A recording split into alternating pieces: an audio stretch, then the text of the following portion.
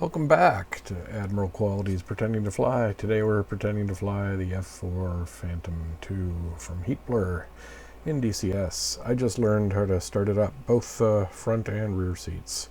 So let's do that. Just a disclaimer first, I'm just learning this module, so I might be wrong about almost anything here, but this does seem to work. Also, I'm skipping everything you don't absolutely have to do. We're assuming the plane is in perfect working order. We don't have to test anything, and we're assuming all the switches are where they should be because we just spawned in, and they are because it's DCS. First we put on our helmet, and then we're going to talk to the ground crew. I've put the Jester wheel. Oh, speaking of Jester, before we do that, let's pop out here. Well, actually, let me show you on the Jester wheel. You can go to crew contract, Jester presence, and tell it to disable, and that'll get rid of him entirely. You can also tell him to just shut up with the talking one here. Talk with me, silence please. But rather than mess with the Jester wheel to get rid of annoying Jester, which is a bit ironic, we can also map that to a control, which I have on right control J. This is my mapping, it's not a default for all of the final Jester commands, fortunately, are mappable, so you don't need to deal with that wheel. You could potentially use voice attack or something to turn all of these into voice commands. Obviously it would be hellish to try and map all this to the keyboard or a controller, but you can put the good ones there. So yeah, the big one is get rid of Jester. So it's the very first thing I'm going to do, right control J. There's no feedback about it. It would be kind of nice if, like in the Tomcat, you hear his microphone go out, although we can't hear his microphone go out because the plane has no power yet, so maybe that's why. Okay, back to the ground crew. Yeah, we don't need to do anything. We can just start right up. We just need air. You don't even need electrical power. So, and I've got the Jester, this way. I've got the Jester wheel mapped to a 4-way hat on my joystick, which is taking a bit of getting used to, but way better than dealing with my head or having to take my hands off the stick to use the keyboard control keys. So, air source, connect to right engine. And while we're doing that, we can turn the master... Oh, get out of my face. Whoops. We can turn the master on for the right engine and bring the throttle out of idle cutoff. They say you're supposed to move the throttle forward and then back, but I haven't been and it starts fine. So for now, it seems you don't have to worry about that. They might add it if it's a real thing. Okay, it looks like we're hooked up. I didn't hear him talk to me. And air source, start airflow. Okay. Done. We're going to see the right RPM come up. When it hits 10, we want to hit this, we can't quite see it. There it is right there. There's a red switch on the back of the throttle, but I've got it mapped to the default right control home. So we just hit that. You see the temperature shoot up. You can take your finger off the switch at that point, and that engine's starting. And you're supposed to keep an eye on the gauges, but again, it's going to work. We know we're in a perfectly working plane. While we're doing that, we can even get ahead of things. Do it again. Connect the left engine. Roger. So that engine is running. Let's turn on its generator. And now we can turn on the cockpit lighting. Console lights and the instrument panel lights are the two that I turn on.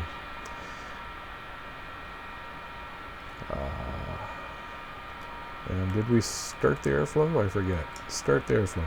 Yep, there it goes.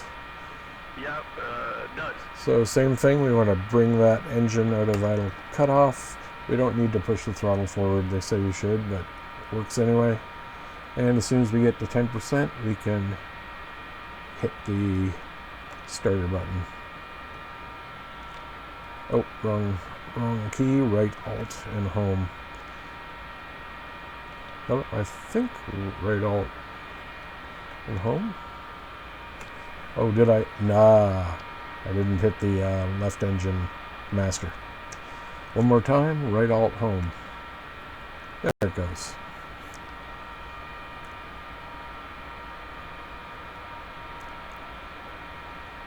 And it's just that easy. At this point, we can come back here, tell them to disconnect. Roger. And we're pretty much done with these guys. Now, you wouldn't do this in real life, but Disconnected. I bet just because I'm already here, I'm going to remove the wheel chocks as well. In real life, you would wait until right before you roll. But I think we'll be okay. Roger. Remove. Make the menu go away. Okay. Little things. This is the intercom. I'll turn its volume up. Good to go. Have a safe flight. Oxygen on, normal. Anti-skid on. This is important. Trim 3 notches, nose down. Whoop, wrong button. The trim hat. 1, 2, 3 notches. Trim our taxi light on.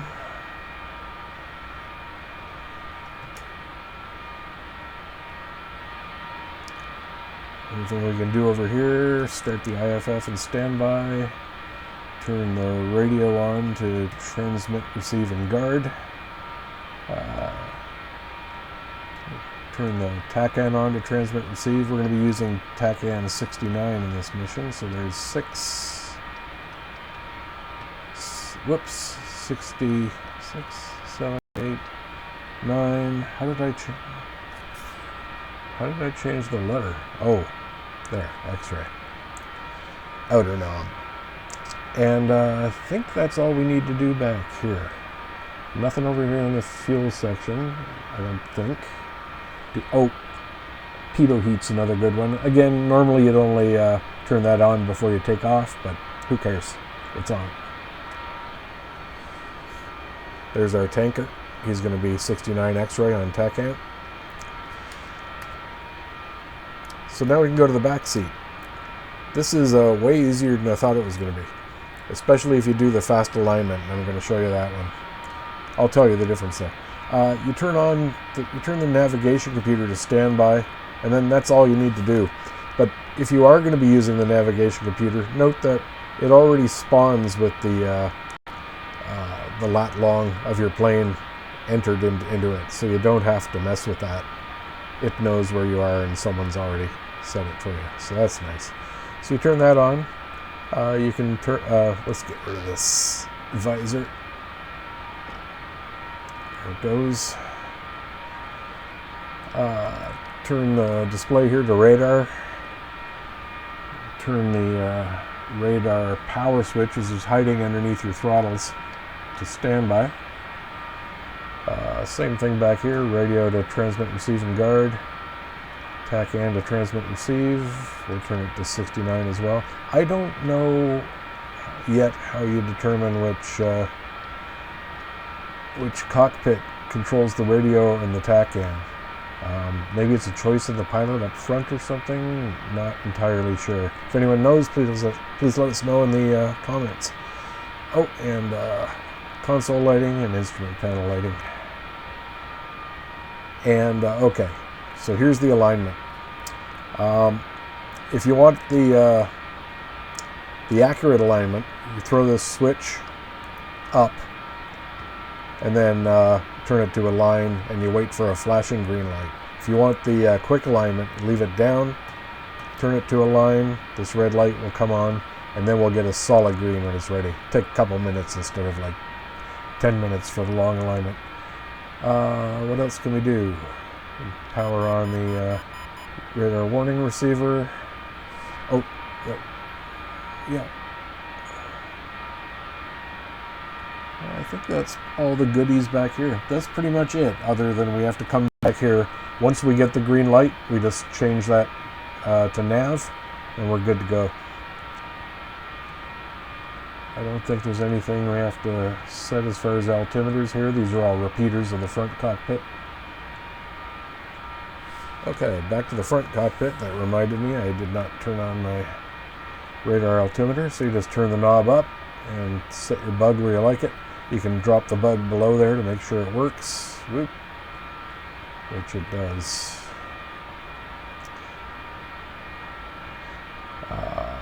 All weapon stuff, we don't use that till after we take off.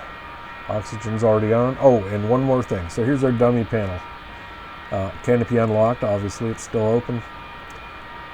Pitch augmentation, so that's these ones. Really, this is the one it's warning you about, but they're all good.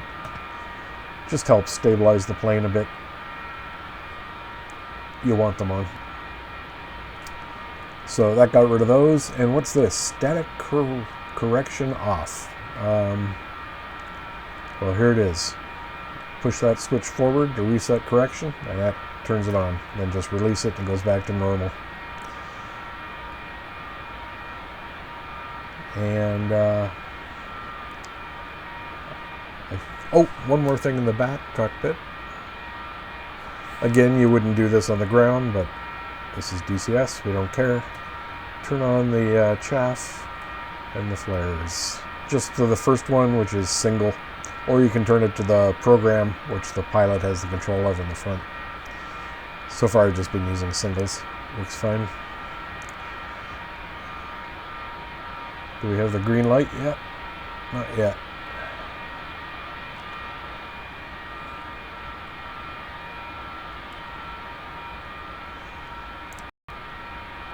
So yeah, I haven't had a whole lot of time to fly this. And I hate to say it, for such a great module, but the included manual, this thing, is awful. It's just really poorly written. What's far better is on your kneeboard, you've got a whole bunch of checklists.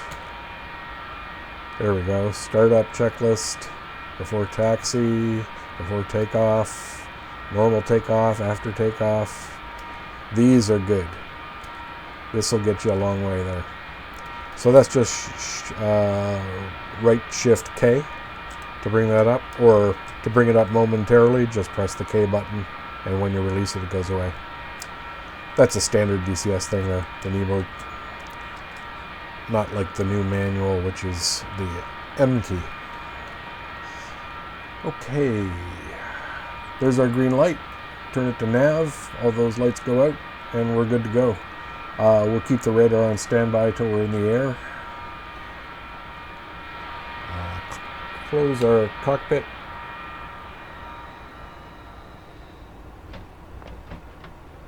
This thing slides back to tell you that, and the two stripes here line up.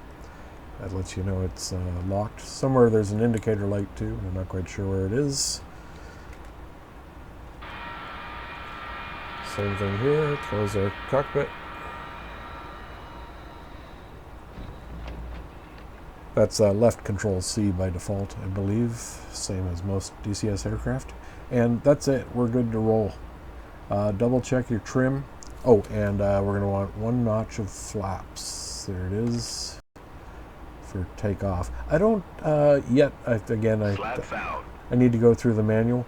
That's the ground crew verifying our controls for us, which is nice. Yeah, I don't know what the difference between the second position is, because as far as I can tell, so here's the first position of flaps.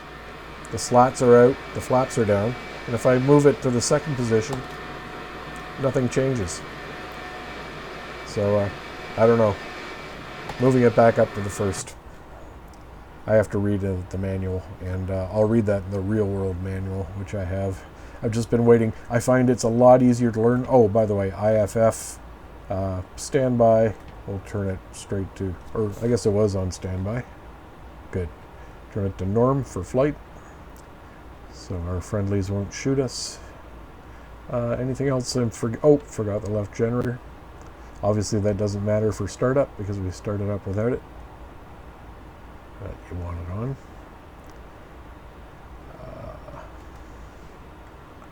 Anything else? Here's where you program the chaff and flare bursts and intervals. Self-explanatory. It's hard to read these crazy little knobs. My track IR wants to die if I try and put my head over there. See, it's got the number inside the little slot. Anyway, you can just count the clicks if you want. 1, 2, 3, 4, 5. We won't use that though. As far as I know, you don't need to mess with anything here in the fuel section. Anti-skid on. Oxygen on and normal. Did we give Buddy in the back oxygen? Where's his oxygen control? There it is. On. Normal. It's also got a test mask feature. You can hear yourself breathe.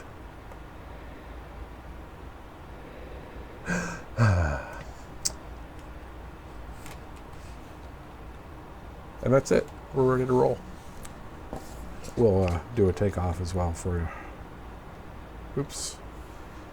Turn on my beautiful body, so to speak. Oh, I forgot the standby attitude indicator. Just click it.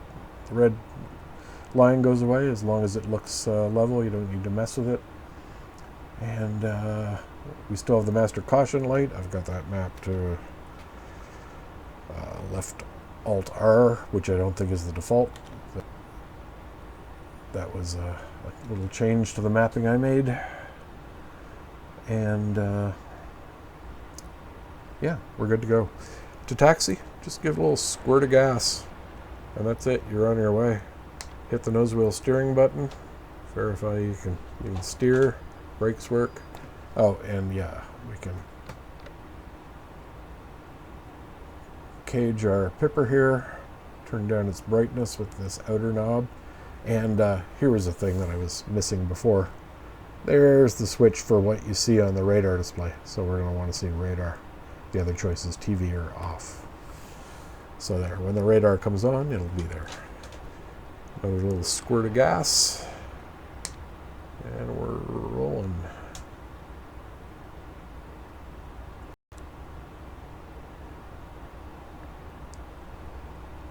We are 1 notch of flaps. We have our 3 notches of nose down trim.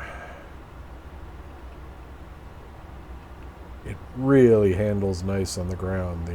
I've mentioned this before, the nose wheel steering is just the perfect curve built into it. It's like you can see I'm putting lots of rudder in there, but I'm not getting a crazy amount of control. And if you want rather fine control, it's there.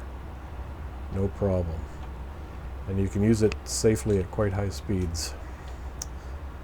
On the takeoff roll, you're supposed to stop holding the nose wheel steering pedal at about 80 knots. There's no Jester to shout those out for me, so I'm getting a little bit better at keeping my eye on the airspeed indicator.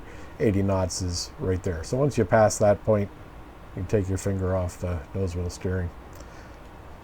And takeoff speed's pretty much right here where the line is.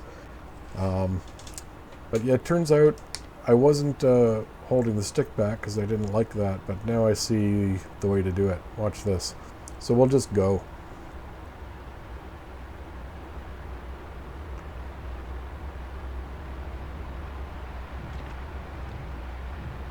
That's full throttle, stick all the way back. There's our 80 knots and off the nose wheel steering button and using the rudders now. And then once the nose comes up, you can, whoop, too much. You can bring it forward a bit, the stick. And there you go. Gear up. Whoops. Flaps coming up. And that's it.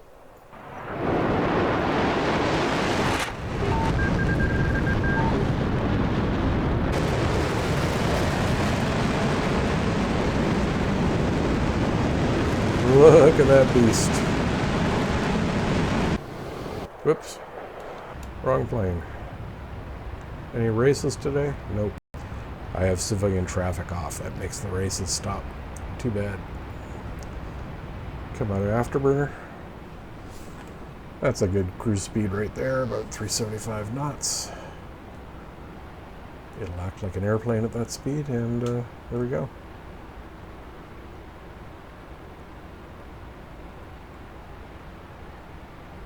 We'll take her downtown here, just to give us something to look at, and call that a video. Please like and subscribe.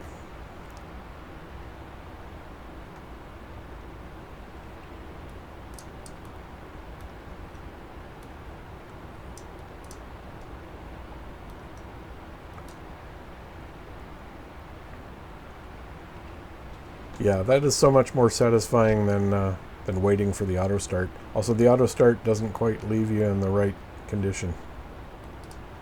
So I far prefer this, then you know. Yeah, the auto start right now doesn't leave you in the same condition as a hot start, which is not good.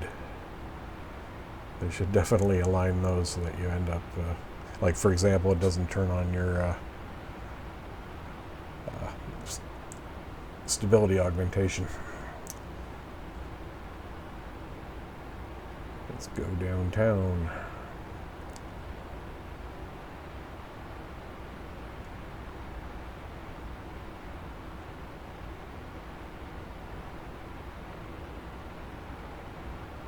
About 420 knots.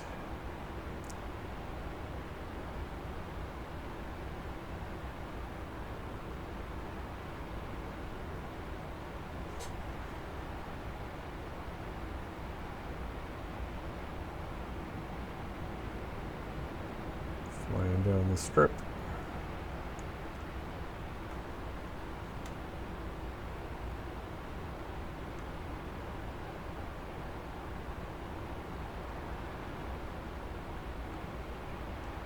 And that's it.